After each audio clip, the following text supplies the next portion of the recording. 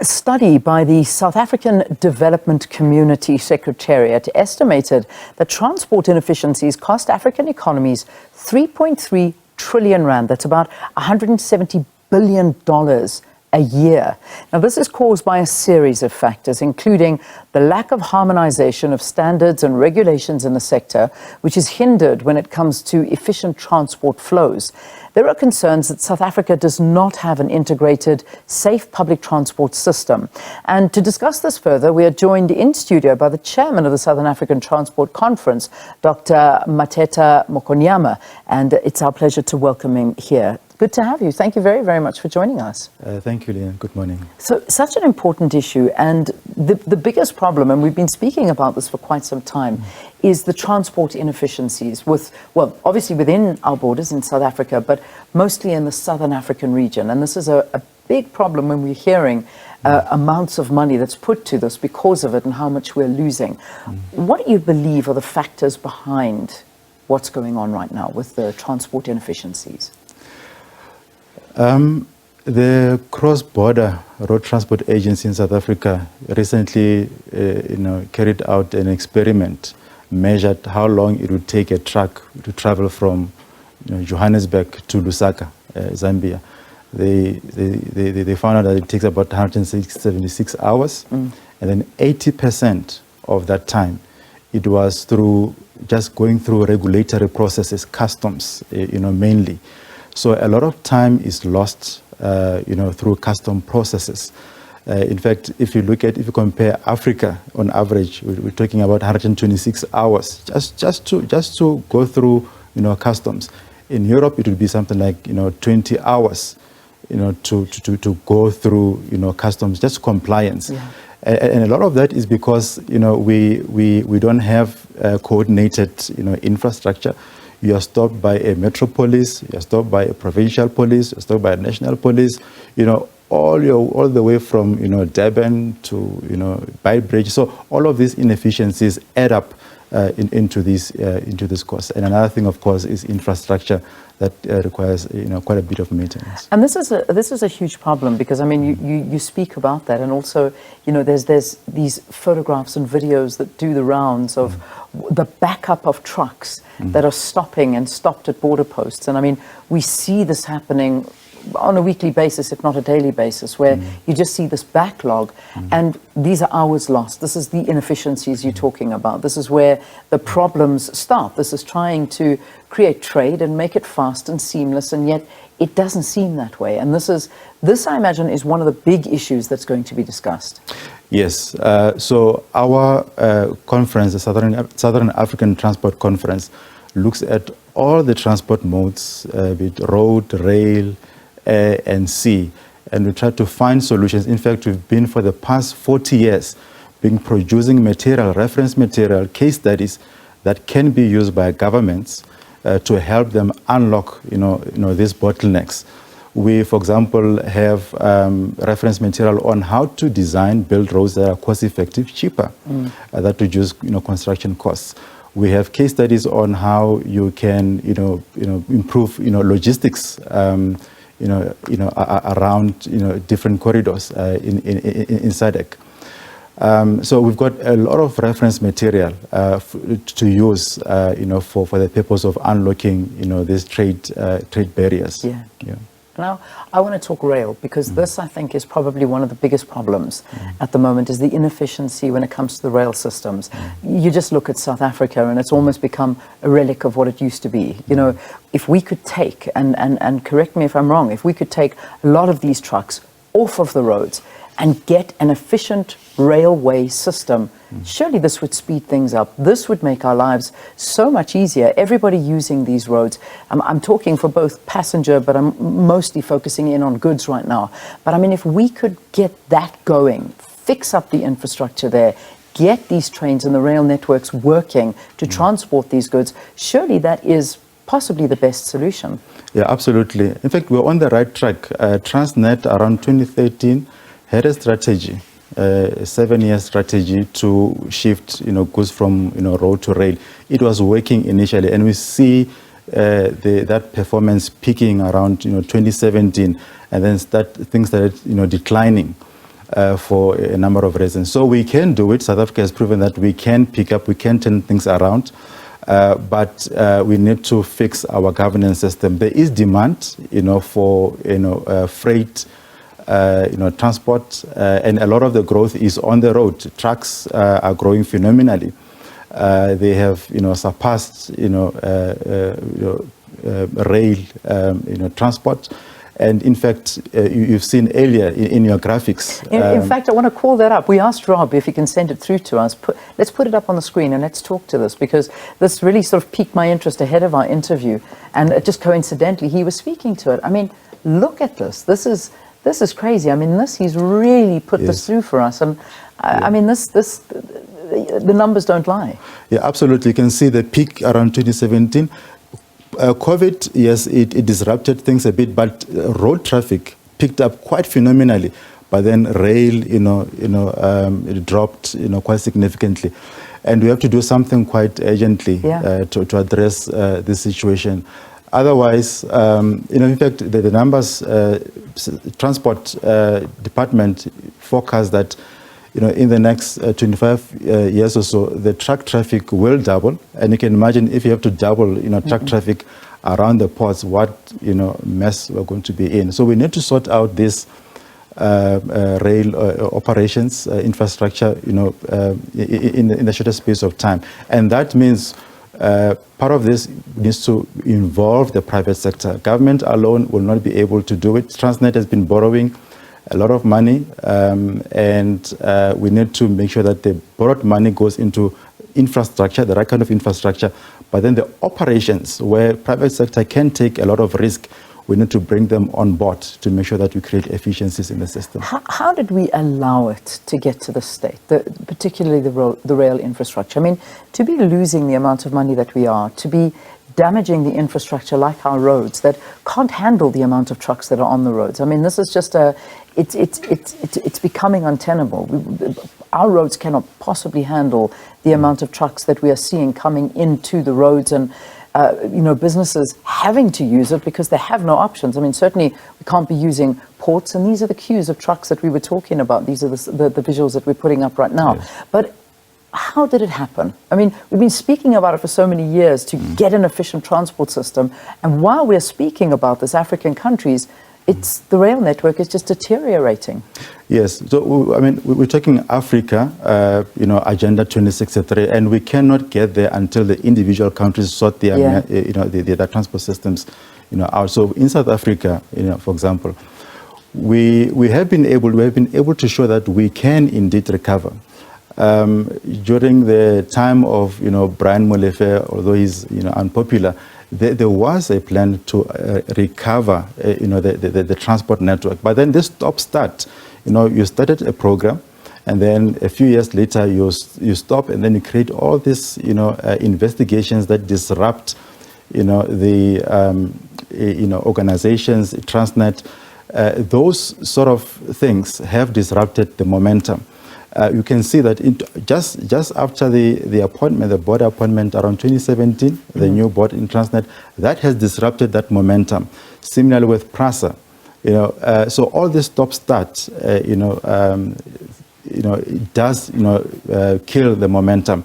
We have the money, we had the money to buy the locomotives, to invest in the infrastructure, but then once you stop, these capital projects, then to recover, it will take you a very long time. And what the numbers show that we haven't been able to recover from the stop-start created around 2017. Yeah, and but we won't talk about rails that were too big for the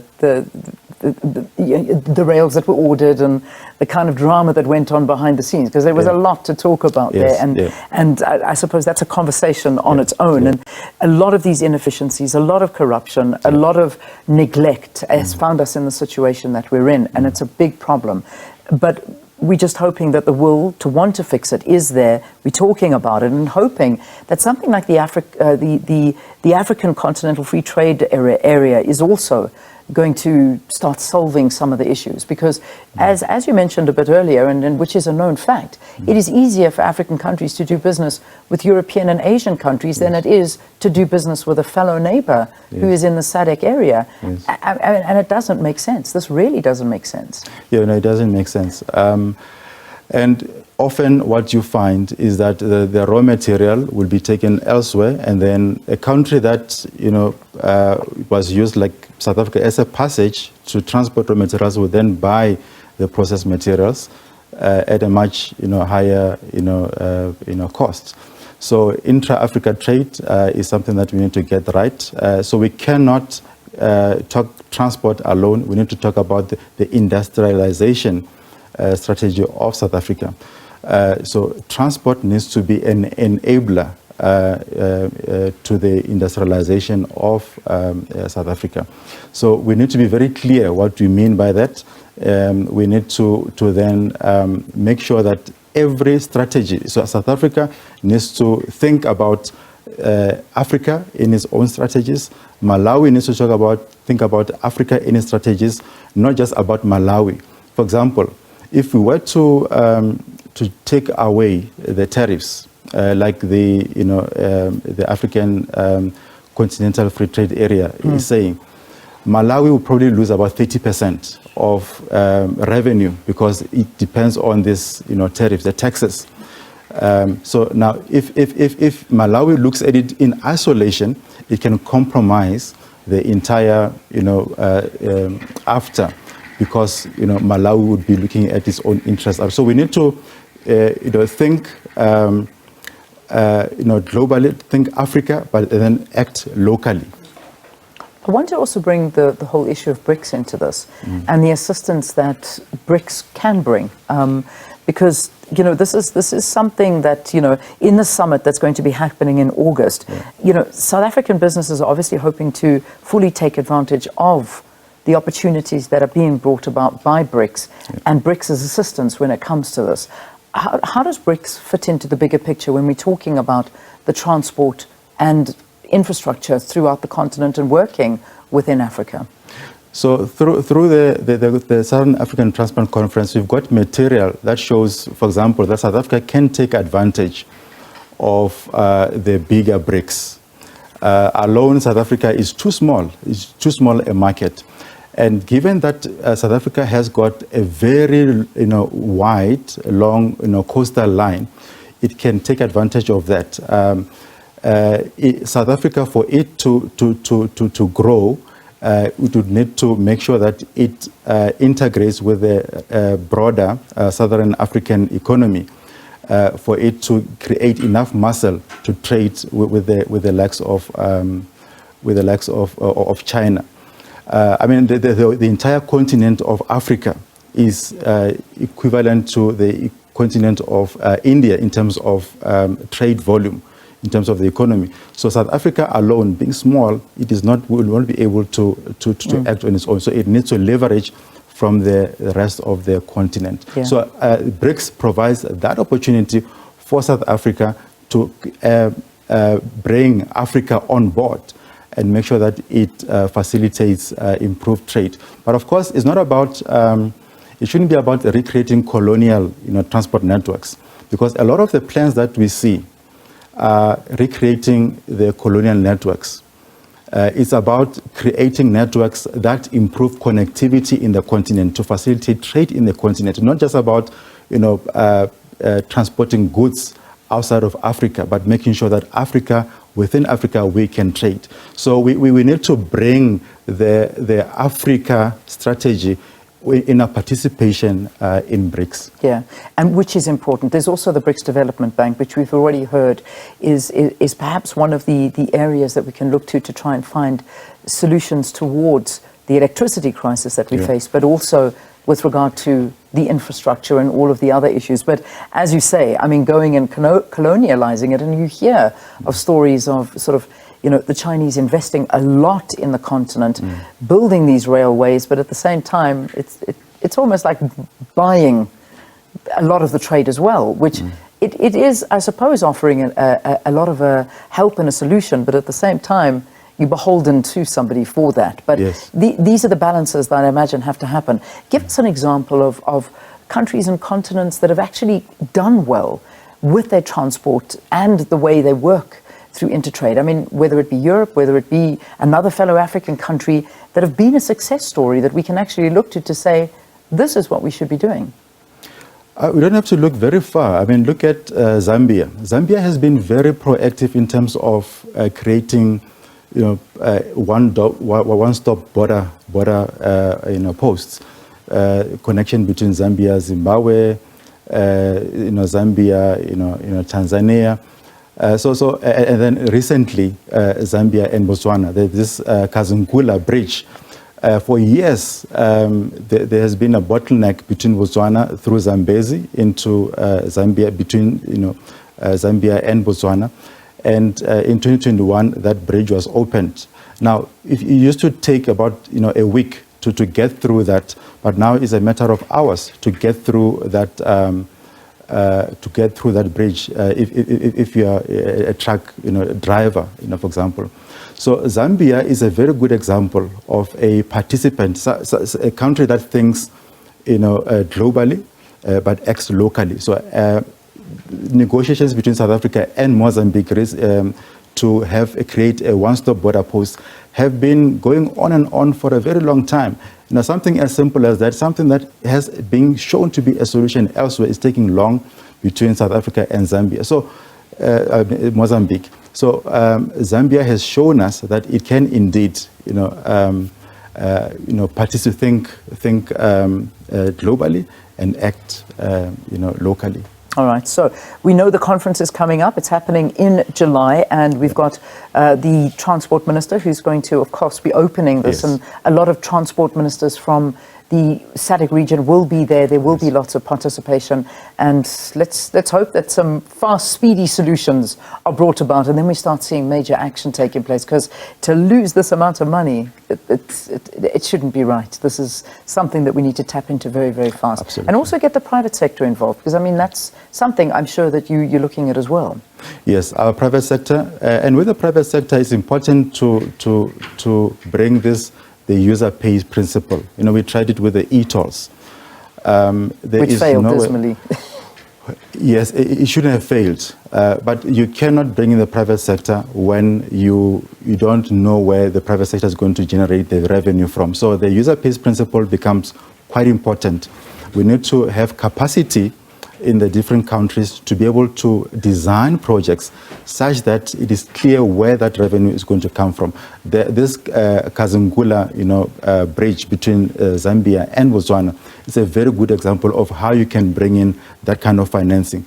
That is financed largely through the users of that bridge, and they pay quite a bit of money, but compared to the costs of the inefficiencies, it is much more efficient and much more affordable. So if we can bring in the private sector for that purpose of absorbing the risks, then and of course the user pays principles being an integral part of it, we will definitely be successful. Thank you for talking to us, Dr. Mathetha Mokonyama, who is the chairman of the Southern African Transport Conference that will be taking place next month, and speaking about transport inefficiencies that are basically costing African economies 3.3 trillion rand a year.